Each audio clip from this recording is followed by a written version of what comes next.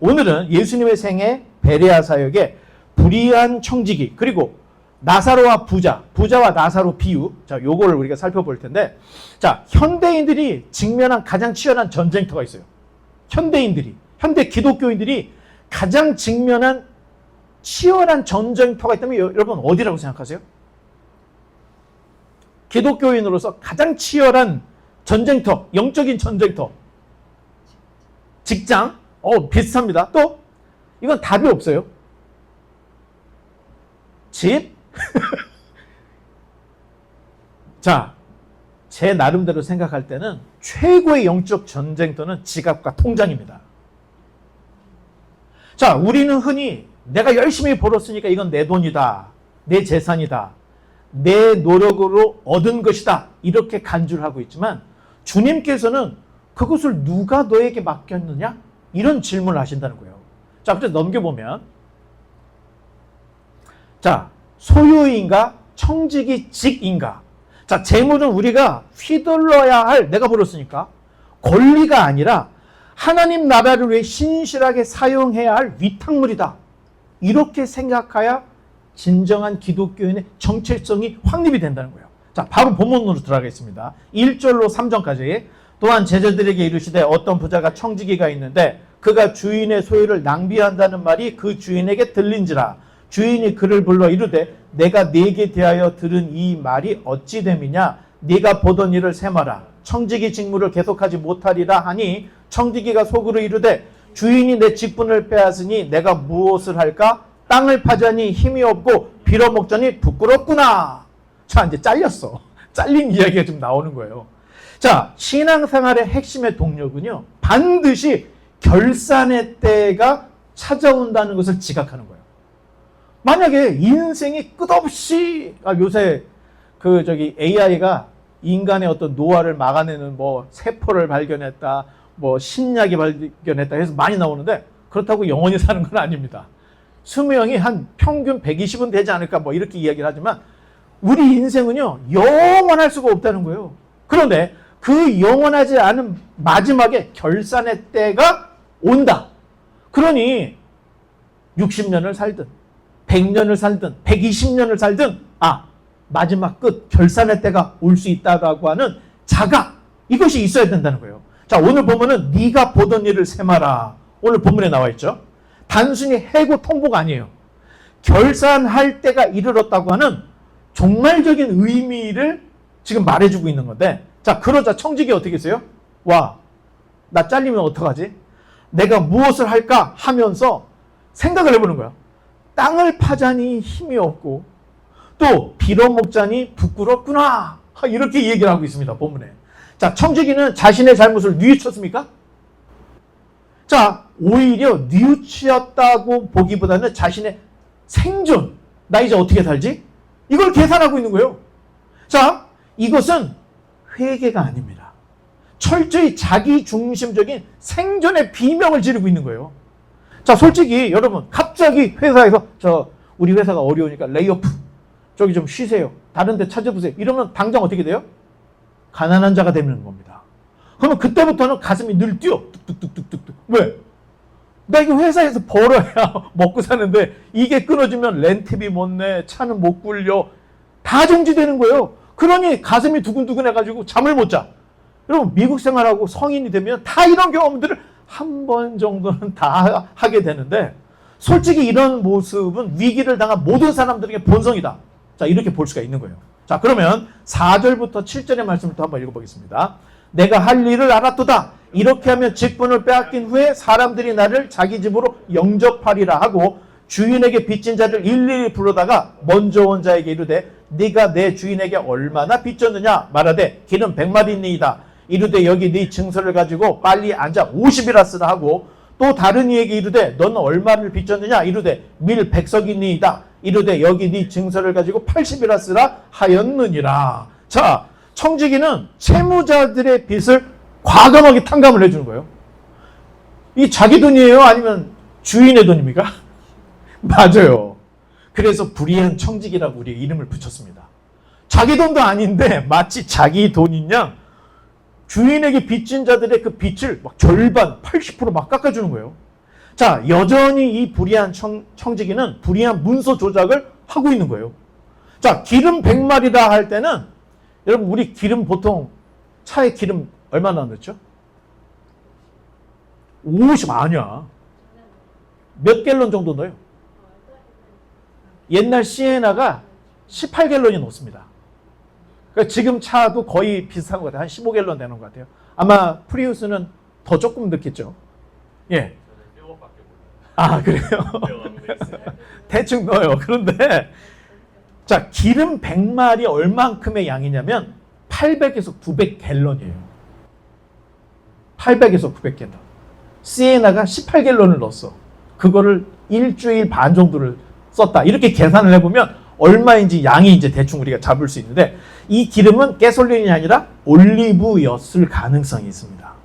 그런데 문제는 기름 100마리 아니에요. 밀 100석이 상상을 초월할 수 없는 엄청난 양이라는 거예요. 밀 100석이. 자, 오늘날로 밀 100석은요. 톤으로 120톤이에요.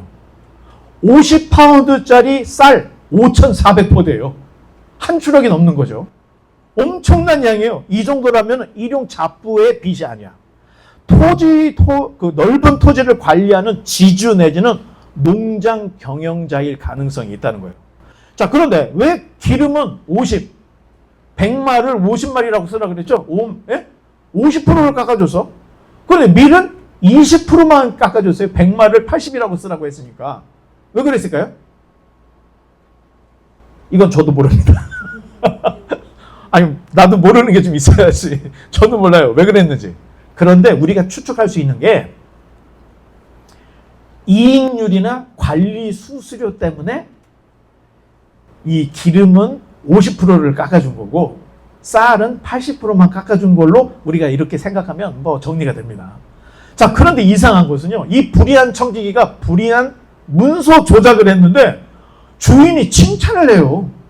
자기 돈 갖고 장난을 치는 것을 보면서도 주인이 칭찬을 해요. 넘겨보면 8절이죠. 읽어보겠습니다. 주인이 이 옳지 않은 청지기가 이를 지혜 있게 하였으므로 칭찬하였으니 이 세대의 아들들이 자기 시대에 있어서는 빛의 아들들보다 더 지혜로움이니라. 자, 주인이 칭찬한 이유는 문서 조작 잘했어. 이게 아니라 미래를 대비하는 집요함을 칭찬하고 있다는 거예요. 자, 주인은 이 세대의 아들들, 이 세대의 아들들이 누구예요? 세상 사람들을 얘기하는 거예요. 세상 사람들은 자기 살 길, 자기 생존, 자기 유익을 위해서 이렇게 영악하고 치열하게 준비를 하는데 정작 빛의 아들들은 하나님의 나라에 들어가겠다고 하는 주님의 백성들은 영원한 나라를 위해서 준비하는 일이 너무나도 무지하고 태만하다.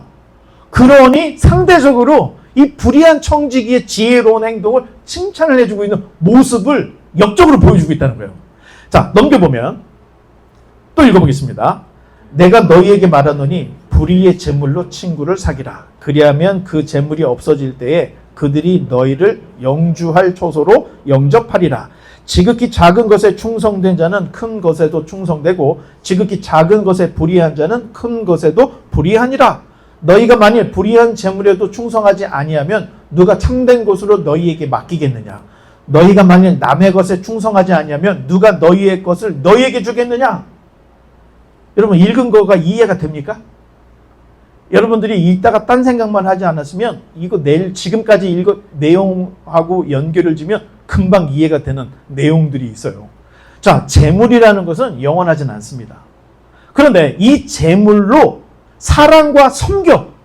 그러면 하나님 나라의 영원한 열매를 너희가 가질 거라고 하는 이런 이야기를 하고 있는데, 자, 따라서 지극히 작은 것이 뭘까요? 세상 재물을 얘기하는 겁니다. 지극히 작은 것은 세상 재물. 이 세상 재물에도 충성하지 않으면서 어떻게 참된 것에 충성하겠다고 말하느냐? 이거 역설적인 얘기를 하고 있는 거예요, 지금 예수님이. 자, 그러면 여기서 충성이라고 하는 단어가 헬라어는 피스티스라고 하는데, 피스토스. 자, 피스토스는 여러 가지 뜻이 있습니다. 첫째, 신실함, 믿음. 여러분, 우리가 믿음 할 때는 빌리브예요, 페이스예요. 성경에 나와 있는 믿음이라고 할 때는 이게 빌리브를 씁니까? 페이스를 씁니까? 맞습니다. 자, 여기서 말하는 믿음, 너 나 믿어 못 믿어? 그때 쓰는 믿음이 아니에요. 외계인이 있어 없어 믿어 못 믿어 이런 게 아니라 피스토스라고 하는 이 말은 충성에 가까운 믿음을 이야기하는데 그 중간의 뜻은 진실, 성실, 신실 이런 것들을 포함한 믿음을 얘기하는 거예요. 충성된 믿음을 말하는 거예요. 그러니까 하나님이 우리에게 요구하는 거는 너 믿어 안 믿어 믿을래 안 믿을래 이런 단순한 빌리브 정도를 얘기하는 것이 아니라 충성, 페이스를 얘기하는데 삶 전체가 증거하는 진실, 성실, 신실한 믿음, 충성 이걸 요구하고 있다는 거예요. 자, 넘겨보면 읽어보겠습니다. 집 하인이 두 주인을 섬길 수 없나니 혹 이를 미워하고 저를 사랑하거나 혹 이를 중히 여기고 저를 경히 여길 것임이니라. 너희는 하나님과 재물을 겸하여 섬길 수 없느니라. 저 어제 많이 들어본 얘기죠. 하나님과 재물을 겸하여 섬길 수 없다. 주주인을 섬길 수 없다. 우리 많이 들어본 얘기인데 자, 집 하인이 두 주인을 섬길 수 없다? 요거를 쉽게 설명하겠습니다. 자동차로. 자, 자동차에는 운전대가 몇 개가 있습니까? 하나 있죠. 내가 운전하든가 하나님이 운전하든가 둘 중에 한 사람만 운전할 수 있다는 거예요. 자, 그래서 두 주인을 섬길 수 없다는 것은 운전대는 한 사람만 잡을 수 있기 때문에 내가 잡든 하나님이 잡든 둘 중에 하나만 잡을 수 있다. 그런 의미에서 두 주인을 섬길 수 없다. 이런 의미를 하고 있는 거고. 자, 하나님과 재물을 겸하여 섬길 수 없다? 자, 이 가르침은요. 두 종류의 사람으로 예를 들면 더 쉽게 얘기를 하는데 첫째는 자, 갈릴리 호수처럼 들어오는 물을 받아서 요단강으로 흘려보내는 갈릴리 같은 사람을 이야기하는 거예요. 그럼 두 번째는요. 사해처럼 들어오는 물을 받기는 하는데 흘려보내지 않는 사해 같은 사람. 그래서 하나님과 재물을 섬길 수 없다 할 때 자, 의미는 갈릴리 호수는 물을 저장하고 흘려보내기 때문에 생물체가 살아요. 물고기들이 살아. 그러나 사해는요. 흘려보낸 물을 계속 받기만 하기 때문에 증발을 해서 염도가 굉장히 높아서 물고기가 살 수 없는 죽은 바다가 된 거예요. 그래서 사해, 죽은 바다, 염해 이렇게 불러요. 자, 물이라는 것은 즉 재물로 생각을 해보면 사해처럼 저장만 하면 생명체가 살 수 없는 죽은 바다가 된다는 거예요. 여러분들이 열심히 노력을 해서 번 돈을 계속 쌓기만 해. 나를 위해서만 쓰려고 해. 꼭 붙잡고 있어. 이건 죽은 바다가 시작됐다는 거예요. 그런데 갈릴리는 물을 받아서 흘려보내. 그러니까 흘려보낸 물이 요단강이라는 강을 이루고 이 요단강을 통해서 물이 사막에 광야에 공급이 돼서 요단강 주변에는 지도를 보면 다른 데는 다 갈색으로 돼 있어. 사막화돼 있어. 요단강 주변에는 물이 흐르니까 초록색이 돼 있는 거예요. 숲을 이루는 생명을 살리더라는 거예요. 재물도 마찬가지라는 거예요. 재물을 내 것이라 생각하는 순간 인생이 썩기 시작하고 죽기 시작하지만 갈릴리처럼 흘려보내는 그런 사람들은 그 주변에 있는 사람들 다 살린다는 거예요. 자, 불의한 청지기는 주인이 결산하라 라고 하자 자기의 삶의 방식을 바꾼 거예요. 처음 이 청지기는 사해처럼 물을 계속 모았던 거예요. 주인의 재산은 내 재산, 내 재산은 다 내 거 이렇게 하면서 꽉꽉 묶어서 사해처럼 살던 사람이 주변에 죽어가는 사람들을 보면서도 꽉꽉 잡고 있던 거예요. 그런데 주인의 불호령의 태도를 바꿔요.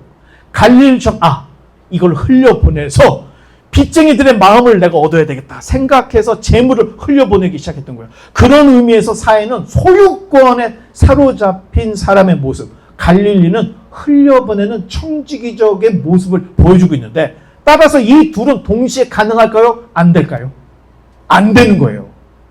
물을 끝까지 막아가지고 사해가 되든가 문을 열어서 생명을 살리든가 둘 중에 하나. 그래서 하나님은 재물과 하나님을 겸하여 섬길 수 없다. 이런 의미로 이야기를 하고 있는 모습을 볼 수가 있는데 자, 이렇게 예수님께서 아름다운 가르침을 하고 있는데 비웃던 사람들이 있어서 넘겨보겠습니다. 비웃던 사람들. 바리새인들은 돈을 좋아하는 사람들이라 이 모든 것을 듣고 비웃거늘 예수께서 이르시되 너희는 사람 앞에서 스스로 옳다 하는 자들이나 너희 마음을 하나님께서 아시나니 사람 중에 높임을 받는 그것은 하나님 앞에 미움을 받는 것이니라. 자, 바리새인들이 예수님의 가르침에 대해서 펑 하면서 콧방귀를 qui면서 비웃어. 이게 나름의 방어기제라는 거예요. 방어기제가 뭐예요? 나의 내적인 탐욕이 딱 드러나 버린 거야. 예수님이 날카롭게 자기의 몸을 팍 파헤치니까 이거에 대해서 놀란 표정을 지을 수 없잖아. 나는 아니라는 걸 보여주기 위해서 하면서 비웃는 방어기제의 모습을 보여주게 돼요. 이 성경이 이렇게 디테일하게 기록되어 있습니다. 자, 바리새인들은요, 지금 예수님이 하나님과 재물을 겸하여 섬길 수 없어? 라고 얘기했는데 콧방귀를 껴. 바리새인들은 재물과 하나님을 겸하여 섬기려고 하는 시도를 했던 사람들입니다. 자, 바리새인들은 마치 요단강이 갈릴리로부터 물이 흘러내려와서 받아서 생명을 살리는데, 아니 이 녀석들이 자기가 물의 주인 행사를 하고 있다는 거예요. 바리새인들은 요단강에서. 자, 바리새인들은 노동자 그룹이 아니에요. 그럼 무슨 그룹이냐? 율법을 연구하는, 율법에 매진하는, 율법을 꽉 잡았던 사람이고요. 각 동네의 회당에, 교회에 해당하는 회당을 딱 잡고 있었어요. 그리고 토지 주인들이 많았던 거예요. 그 일을 안 해. 그런데 돈이 엄청나게 많고, 유대 사회가 무슨 사회예요? 종교 사회였잖아. 종교 사회에서 율법을 잡고 회당을 잡고 토지를 잡고 있어? 다 잡은 거예요. 그러면 당시에 회당보다 더 높은 게 뭐였죠? 회당보다 높은 게 뭐야? 에? 회당은 교회 같은 거야. 예루살렘에 있잖아. 제일 높은 거. 하나님의 임재를 상징하는 곳. 에? 성전. 그러면 성전을 잡고 있던 이들이 있었어. 성전을 누가 잡고 있었죠? 사두개인들과 제사장들이 성전을 붙잡고 있었고, 그 나머지 회당, 율법, 토지들은 바리새인들이 꽉 잡고 있던 거예요. 그러니까 이 사람들은요, 종교 사회에서 돈을 먹어도 굉장히 고차원적으로 율법적으로 돈을 얻어먹었던 거예요. 예를 들면 합법적으로 과부의 재산을 조금 먹었어요? 통째로 먹었어요. 전에 얘기했잖아. 과부의 재산을 통째로 삼켰다는 거예요. 자, 율법을 쫙 비틀어가지고, 야, 너희들 이제 컸으면 부모님 봉양해야 되잖아? 야, 그럴 필요 없어. 고르반. 하나님께 드림이 되었다면 부모 봉양할 필요가 없어. 하나님이 먼저잖아. 이렇게 율법을 비틀어버린 거예요. 5계명은 네 부모를 공경하고 했는데, 그거를 무소트리고 하나님만 섬기면 된다. 이런 잘못된 가르침을 해서 부모 봉양할 헌금을 중간에서 가로채는 거예요. 자, 그것도 얼마나 합법적이었는지, 보는 앞에서 남의 재산에 손을 대거나 찝쩍거리는 게 아니야. 왜 부모님 죽었으면 고반해서 재산 바쳐야지, 11촌 해야지, 연보해야지, 헌금해야지. 그러면 그 헌금이 다 어디에 들어갑니까? 회당으로 흘러 들어갔던 거예요. 그러니까 이 사람들은 나쁜 짓을 하지 않고도 종교적으로 그냥 돈이 흘러 들어오면 자기의 재산이 막 계속 불어나는 이런 고차원적인 못된 짓을 했던 거예요. 자, 이런 식으로 바리새인들이 개발한 사업이 한둘이 아닙니다. 자, 이 바리새인들이 개발했던 사업이 오늘날 유대인에게도 그대로 적용을 하는데, 자, 미국에 사는 유대인들이요, 엄청난 회사들을 하는데 옆에 학교를 지어줘요. 의롭죠. 병원을 지어줘. 의롭죠. 의료보험을 손을 대서 자기들이 싹 해. 자, 그러다 보니까 자기 기업에서 TV를 5천만 대 팔아갖고 돈을 엄청나게 벌었어. 그러면 국가에 세금을 내야죠. 근데 그 세금을 어디다 넣어요? 비영리단체 학교, 자기 병원에다 넣어. 그러면 돈을 한 푼도 세금을 내지 않는다는 거예요. 그런데 학교와 병원은 누구 소유예요? 지들 거라는 거예요. 그러니 열심히 벌어서 그 돈 내서 세금을 여기다 불려가지고 자기 몸뚱이는 계속 불어나고 있는 거예요. 자, 그게 지금만 있었던 게 아니라는 거예요. 고대 시대에도 바리새인들이 고도로 머리를 써서 사람들에게 의롭게 보이면서 돈을 엄청나게 벌을 수 있는 방법이 무엇일까? 율법을 잡고 회당을 붙잡고 토지를 갖고 있으면 돈은 저절로 생기는 거야.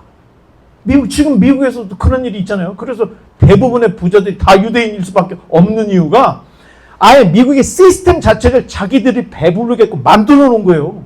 자, 표면적으로 바리새인들은 금식을 하고요. 11조를 하고 안식일을 철저히 지켰어. 그러니 모든 사람 앞에서 의롭다 인정을 받을 수밖에 없는 존재들이었다는 거예요. 그런데 주님께서는 하나님과 재물을 겸하여 섬기고 있는 이 바리새인들의 모습을 딱 꼬집어서 말씀을 했던 거예요.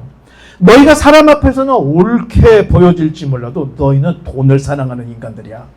예수님 그래서 이런 말씀을 하셨던 거예요. 바리새인들은 종교 형식주의가 탐욕과 결탁한 아주 새로운 변종들이 됐다는 거예요. 그게 예수님이 기가 막힌 거예요. 자, 유대인들이 운영하는 사회, 그 회사들은요, 직원들에게 최저임금만 줘. 나가면 나가고, 뭐, 노동자들은 발로 채이는 게 노동자야 하면서 최저임금 주고 일하려면 하고 말라면 말고. 자, 이익 때문에 사람을 막 희생시키고 약자를 배려하잖아요. 자, 그들의 특징은 하나님을 믿는다고 말하지만 의사결정은 얼마나 수익을 남길 수 있을까? 이게 기준이에요. 자, 제가 미주리에 있을 때 뭐가 고장이 나서 사람을 불렀는데 이 사람이 쫙 고쳐주더니 200불 내 그러더라고요. 야, 좀 깎아줘 그랬더니 옆에 있는 저 사람이 얘기했죠. 너 유대인이야? 그러더라는 거예요. 항상 깎아. 낼 돈은 항상 깎고 받을 건 많이 받으니까 그렇게 얘기해. 그래서 미안해가지고 나 한국 사람이야 하면서 그냥 돈 다 줬대요. 늘 이 사업을 할 때는요. 얼마나 더 돈을 많이 벌을 수 있는가. 여기 특화되어 있는 거예요. 자, 그들은 표면적으로 하나님을 섬기지만 결국 재물의 신, 만몬신을 섬기고 있는 모습이었던 거예요. 그러니 예수님이 그렇게 딱 얘기를 했더니 자신들을 방어하기 위해서 복음을 조롱하는 모습. 결국에는 기독교 예수님을 다 없애려고 예수님을 십자가 받고 베드로 요한을 채찍질해서 다시는 말하지 말라고 막 하고 왜? 자기 기득권을 빼앗길 것 같으니까. 자, 16절로 18절도 한번 읽어보겠습니다. 율법과 선지자는 요한의 때까지요 그 후부터는 하나님 나라의 복음이 전파되어 사람마다 그리로 침입하느니라. 그러나 율법의 한 획이 떨어짐보다 천지가 없어짐이 쉬우리라. 무릇 자기 아내를 버리고 다른 데 장가드는 자도 간음함이요 무릇 버림당한 여자에게 장가드는 자도 간음함이니라. 자, 지금까지 율법과 선지자의 시대에는 세례 요한이 옴으로 세례 요한을 기점으로 하나님 나라 복음 시대로 확 전환이 됐다는 거예요. 그런데 율법은 폐해지지 않은 거예요. 율법의 정신이 하나님 나라의 윤리로 더 완벽하게 완성이 돼요. 그러니까 예수님이 내가 온 것은 율법을 폐하러 온 것이 아니라 완벽하게 완전하게 하려고 했다. 이렇게 얘기를 하셨는데 다 맞는 얘기예요. 그런데 재물 이야기가 갑자기 뭘로 바뀌는 거예요 지금? 18절에? 이혼 얘기, 가정사 문제로 확 바뀌어버렸죠? 아니 지금 율법 얘기를 하다가 왜 갑자기 가정사 얘기가 뜬금없이 바뀌었을까? 당시 바리새인들은 율법 조항을 교묘하게 이용을 해요. 아니 심지어는 밖에서만 사업을 하는 것이 아니라 집에서도 돈 때문에 자기 와이프를 버릴 때 뭘 줘야 돼요? 유자료 줘야 되잖아. 유자료 주지 않으려고 율법 조항을 빗들어 만들어서 이혼 증서를 남발을 했던 거예요. 주님께서는 니들이 얼마나 나쁜 인간들인지 밖에서만 그러는 게 아니야. 집안에서도 와이프 버릴 때 이혼 증서를 막 남발해가지고 돈 한 푼 주지 않고 자기 살던 부인을 내쫓아. 그런 것을 예수님이 바리새인들의 그 못된 형태를 하나하나 다 집어내는 거예요. 자, 믿음은 좋은데 교회에서 뿐인 사람이 있어요. 아니 돈은 잘 버는데 엄청난 괴물 같은 구두쇠. 돈을 절대 안 써. 또 믿음도 좋아 보이고 돈도 잘 버는데 가정이 개박살 나 있는 거야. 애들은 자기 멋대로 막 나가 있고 부부는 서로 지멋대로 살고 있고 이건 합당치가 않다는 거예요. 자, 지금 예수님께서 말씀하시는 것은 밖에서도 바가지에서 물이 새면 안 돼. 집안 안에서도 물이 새면 안 돼. 삶의 모든 영역이 하나님의 통치 아래 있어야 된다는 것을 율법을 이야기하시면서 이들의 어떤 형태를 고발하시면서 심지어는 이혼 증서를 남발하는 것까지 다 꼬집으면서 하나님은 모든 영역에서 너희가 의롭고 거룩하기를 원하는 거야. 자, 이런 얘기를 했다는 거예요. 계속해서 19절로 21절을 한번 보겠습니다. 한 부자가 있어 자색 옷과 고운 베옷을 입고 날마다 호화롭게 즐기더라. 그런데 나사로라 이름한 거지가 헌데투성이로 그의 대문 앞에 버려진 채 그 부자의 상에서 떨어지는 것으로 배불리려 하매 심지어 개들이 와서 그 헌데를 핥더라. 자, 헌데는 상처 부위를 얘기하는 거예요. 개들이 와서 핥았대요. 자, 이 비유는 한 가지 특색이 있습니다. 부자의 이름이 나옵니까? 안 나옵니까? 안 나와. 그런데 거지는 이름이 나옵니까? 안 나옵니까? 자, 나사로의 뜻이 뭐죠? 빨리 찾아봐. GPT 뭐해? 자, 그거 여기 써먹으려고 있는 거예요. GPT 찾아봐. 나사로가 무슨 뜻일까? 이때 저는 물을 한 번 더 먹겠습니다. 물이 없어. 굿. 자, 나사로는 하나님이 도우신다라는 뜻입니다. 자, 최종적인 결산의 날, 거지 나사로의 이름은 생명책에 기록되어 있어. 나사로. 그런데 부자의 이름은 없다는 겁니다. 자, 내용상 부자는 나사로에게 못된 짓을 했어요, 안 했어요? 내용상 부자가 이 나사로를 걷어찼습니까? 쫓아냈습니까? 자, 옥에 가뒀어요? 악행을 안 했어. 자, 그러면 굳이 부자가 뭘 잘못했는지를 따져보면 무관심이었다는 거예요. 무관심. 가서 죽든가 말든가, 개가 핥든가 말든가, 내 집 앞에서 죽든가 말든가 무관심했다는 거예요. 자, 그런데 이 무관심이 부자를 큰 구렁텅이에 빠뜨리는 결과로 끝을 맺더라 하는 이야기를 보여주는데, 이제 마지막인데 좀 길어요. 22절부터 마지막 31절까지. 이에 그 거지가 죽어 천사들에게 받들려 아브라함의 품에 들어가고 부자도 죽어 장사되매 그가 음부에서 고통 중에 눈을 들어 멀리 아브라함과 그의 품에 있는 나사로를 보고 불러 이르되 아버지 아브라함이여 나를 긍휼히 여기사 나사로를 보내어 그 손가락 끝에 물을 찍어 내 혀를 서늘하게 하소서. 내가 이 불꽃 가운데에서 괴로워하나이다. 아브라함이 이르되 예 너는 살았을 때에 좋은 것을 받았고 나사로는 고난을 받았으니 이것을 기억하라. 이제 그는 여기서 위로를 받고 너는 괴로움을 받느니라. 그뿐 아니라 너희와 우리 사이에 큰 구렁텅이가 놓여 있어 여기서 너희에게 건너가고자 하되 갈 수 없고 거기서 우리에게 건너올 수도 없게 하였느니라. 이르되 그러면 아버지여 구하노니 나사로를 내 아버지의 집에 보내소서. 내 형제 5이 있으니 그들에게 증언하게 하여 그들로 이 고통받는 곳에 오지 않게 하소서. 아브라함이 이르되 그들에게 모세와 선지자들이 있으니 그들에게 들을지니라. 이르되 그렇지 아니하니이다. 아버지 아브라함이여 만일 죽은 자가 그들에게 가는 자가 있으면 회개하리이다. 이르되 모세와 선지자들에게 듣지 아니하면 비록 죽은 자 가운데서 살아나는 자가 있을지라도 권함을 받지 아니하리라 하였다 하시니라. 자, 대화가요 3단계예요. 1단계는 뭐냐 넘겨보면, 자 1단계 나사로를 보내 혀를 서늘하게 하소서 했더니 아브라함이 뭐라고 얘기했어요? 여기 보면서 대답해봐요.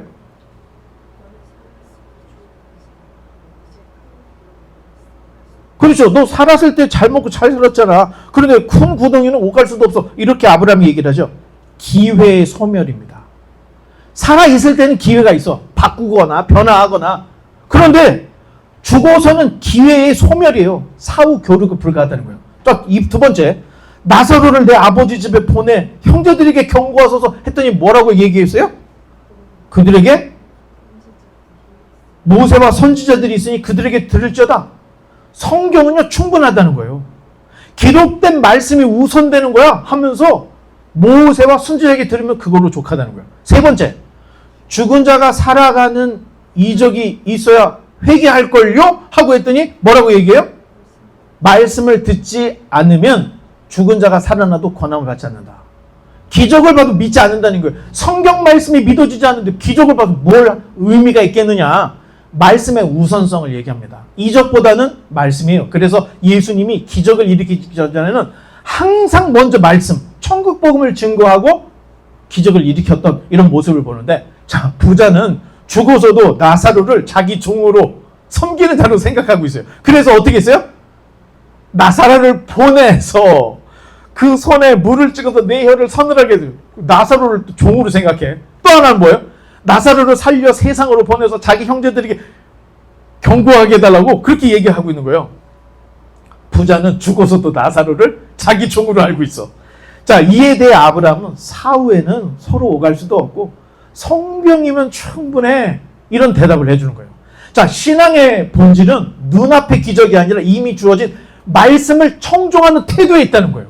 말씀을 듣고 말씀이 믿어져? 이런 사람은 천지개벽 같은 이런 일들이 일어나도 움직이지 않아. 흔들리지 않는다는 거예요. 자, 오늘 누가복음 16장의 두 개의 비유. 자, 뭐하고 뭐였죠? 처음에? 예, 불의한 청지기. 두 번째 뭐였죠? 부자와 나사로 있었죠. 자, 오늘 읽었던 이 16장의 두 가지 비유는요, 누가복음 15장과 연결이 돼. 자, 누가복음 15장은 탕자로 인해서 잔치가 벌어졌는데 큰아들이 요 지금 잔치로 들어갈까 안 들어갈까 말을 하지 않고 열린 결론으로 끝났다고 얘기했죠. 그런데 그 결론에 잔치에 들어갔을까 안 들어갔을까를 이 예를 들어서 두 개의 비유를 통해서 큰아들이 보여주는 두 갈래 응답으로 이야기를 해주는데, 오이 잘했어요. 벌써 나왔어. 자, 첫 번째 불의한 청지기 비유는요, 주인의 재산을 자기 것인 양 착각했던 자가 주인의 불호령에 소유의 한계를 느끼고 주인의 기쁨, 즉 자기로 인해서 타인을 살리는 이런 관계 개선을 함으로 인생의 방향의 전환에 성공한 거예요. 이 모델은요, 회개한 큰아들의 모습, 큰아들이 잔치로 들어갔다는 거예요. 그러면 두 번째 부자와 나사로에 나오는 이 부자는 뭐냐? 잔치집 안에 있었던 거야. 그런데 대문 밖에서 고통당하는 나사로를 끝내 외면해. 결국 하나님의 잔치에서 영원히 소외된 회개하지 않은 큰아들의 비극적인 모습을 이 회개하지 않은 부자의 모습으로 우리에게 보여주고 있다는 거예요. 그러니까 성경은요, 하나를 빡 읽어서 끝나는 게 아니야. 연속적으로 그 다음에 어떤 비유를 통해서 그 전의 결론을 이렇게 A 코스, B 코스. 옛날에 목사님이 젊었을 때 이휘재가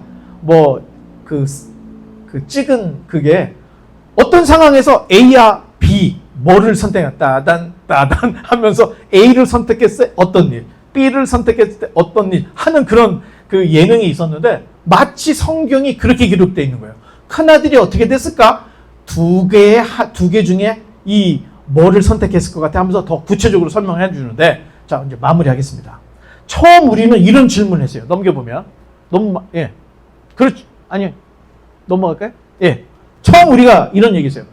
소유권인가? 청지기직인가? 여러분, 답이 뭐예요? 소유권을 가져야 돼요? 청지기직을 가져야 돼요?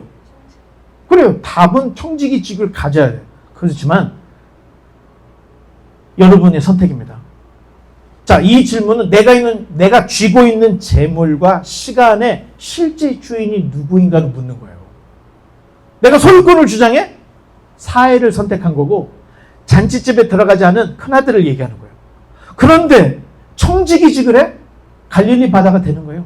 풀어주는 거고요. 수많은 사람들 살리는 일이고 잔치집에 들어간 큰아들의 모습을 이렇게 보여주고 있다는 거예요. 그래서 성경은요, 대충 문자로 읽는 게 아니에요. 그 안에 들어있는 문화, 그 안에 들어있는 진짜 하나님의 마음들을 파고 들어갈 수 있는 데까지 가야 되는데, 아마 고등학교를 졸업한 사람들은요, 삶의 무게들을 다 느낄 겁니다. 기은아, 너 이제 고등학교 졸업하고 대학 졸업하고 취직했어.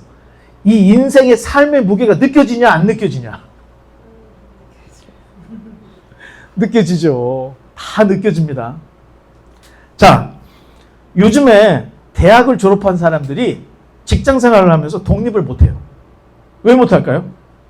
렌트비가 너무 비싸.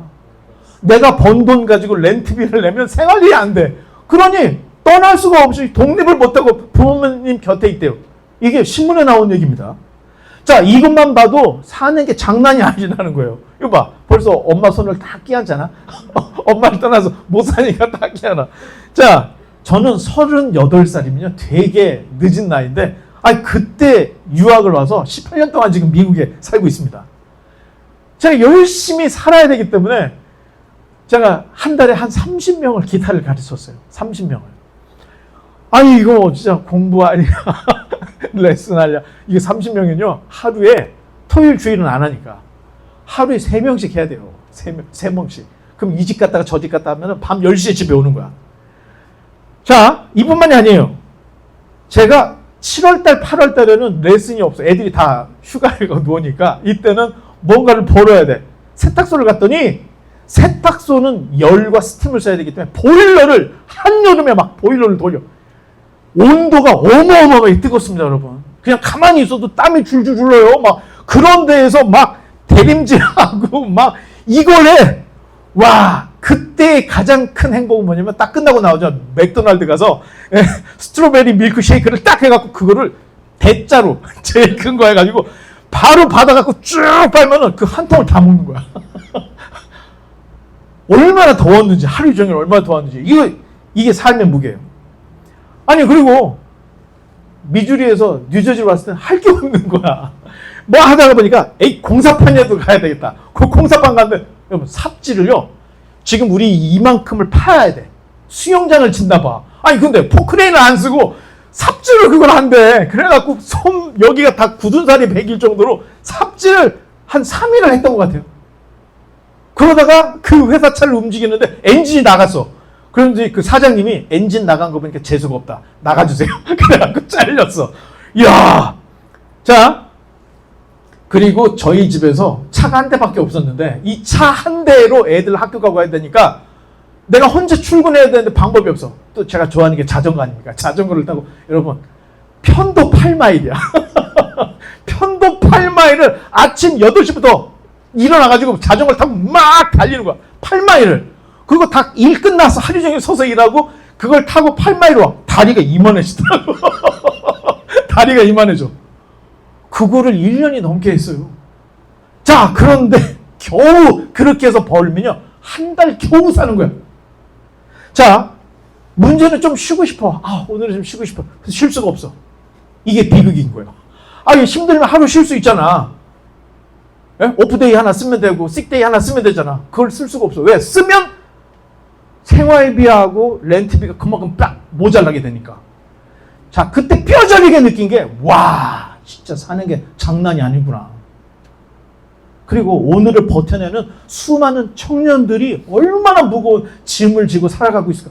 이걸 막 그때 엄청나게 느꼈는데, 자, 여러분, 그렇게 고단하게 벌었는 그 돈이 내 것이 아니라 주님 것이라 할 때 여러분 억울합니까? 당연합니까? 어때요? 얼굴들을 보니까 억울해. 지금 얼굴들을 보니까 막 울고 지금 막 억울해. 자, 여러분 중에 어떤 사람은요, 뭐 사는 게 그렇게 힘들진 않던데요. 뭐 힘들긴 힘들어요. 근데 그렇게 힘들진 않아요. 여러분, 그렇게 생각을 한다면 내가 지어야 할 짐을 다른 사람이 지고 있는 거예요. 지금 내가 지어야 될 그 삶의 인생의 무게를 내가 지지 않고 다른 사람이 대신 지기 때문에 내가 편안하다는 거예요. 그러니 1분 1초 한순간을 대충 살면 안 된다는 거예요. 정말로 여러분, 인생이 다시는 돌아오지 않아. 그리고 결국에는 결산의 때가 와. 그런데 이 지금 부자는 왜 지옥을 간 거야? 무관심 때문에. 자기 사는 데는 지장 없거든. 남이야 굶든 병들어 죽든 신경 안 쓰고 그냥 무관심하게 살다가 결국에는 단절이 돼버린 거야, 자기가.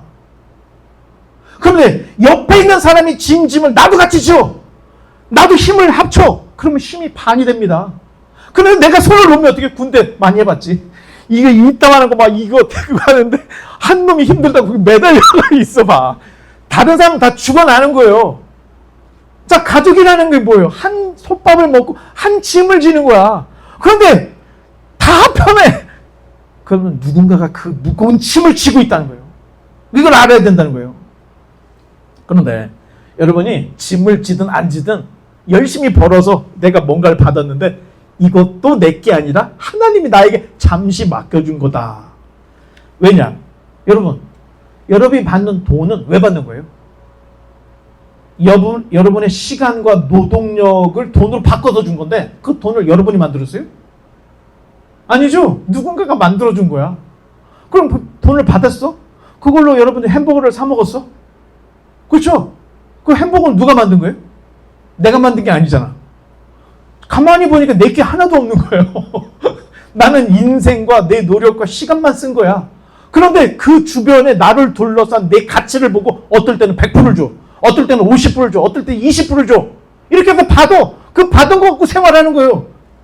따져보니까 지금 내가 누리고 있는 이 모든 행복과 즐거움은 갈릴리의 은혜라는 거예요. 내가 노력도 하지 않았는데 그 갈릴리에서 물이 그냥 흘러내려와. 그래서 그걸 받아먹고 거기서 물고기도 잡고 거기서 뭐또 생활하면서 그냥 살고 있었던 거예요. 내가 숨쉬고 일하는 건강, 버틸 수 있는 이 모든 것들이 내 스스로 만든 게 아니라 하나님이 나에게 은혜로 위탁으로 주신 거라는 거예요. 내 인생까지. 그러므로 우리는 주인이 아니라 거룩한 청지기가 돼야 된다는 거예요. 이걸 알면 인생은요, 활력이 넘치고요. 이걸 알면 여러분 끝까지 올라가면 어떻게 되죠? 다 공허함에 빠져. 여러분 올림픽 그 금메달 받은 사람 다울증 걸려가지고 힘들었댔다 그런 얘기 못 들었어요? 최고가 됐더니 이야 행복하다 하고 그게 순간 며칠 못 가고 다시 다시 뭐 디프레션에 걸리고 막 이래. 이때 필요한 게 뭐예요? 영적인 지능이 필요하다는 거예요. 나눌 줄 알고 나누려. 그래서 정말 저는 감동이었던 게 우리 한국 탤런트 중에 최수종 씨.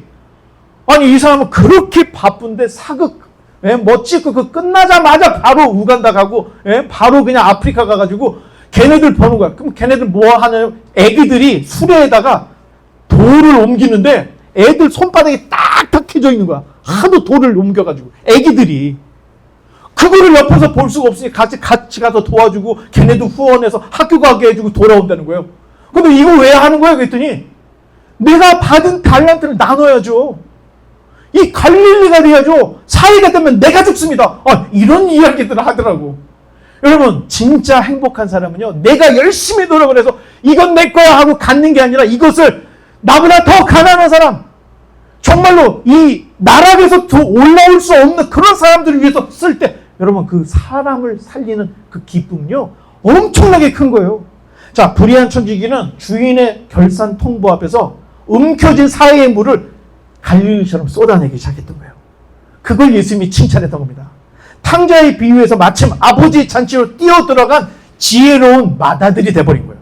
반면에 날마다 호화롭게 즐기던 부자는 대문 밖에서 나사로의 신음소리를 외면해 자기만의 성을 열심히 쌓아 가다두어 죽은 바다가 돼버린 거예요. 끝내 잔치 밖에 일을 갈던 비극적인 마다들로 끝난 사례를 부자로 보여주는 거예요. 자, 이제 결론하겠습니다. 여러분의 인생이라는 자동차에 여러분 운전대가 몇 개? 하나. 여러분이 운전합니까? 아니면 예수님 운전하십니까? 이건 대답 안 해도 돼. 자기가 결정하는 거야. 자, 하나님 나라는 거창한 구에 있는 게 아니에요. 천국 복음, 예수 천당 불신조 이런 게 아니에요. 나에게 주어진 지극히 작은 것, 내 작은 것이라고 하면 내 환경을 얘기하는 거예요. 우리 가족, 내 회사, 내 학교, 지극히 작은 것. 자, 오늘 내 통장의 씀씀이, 내 옆에 지체들에게 건네는 따뜻한 밥 한 끼, 정말 내게 맡겨준 일상과 관계에서 정말 피스토스, 페이스, 나는 충성을 다하고 있는 믿음을 가지고 살아가 있는지 이걸 자기 자신이 자기가 돌아볼 수가 있다는 거예요.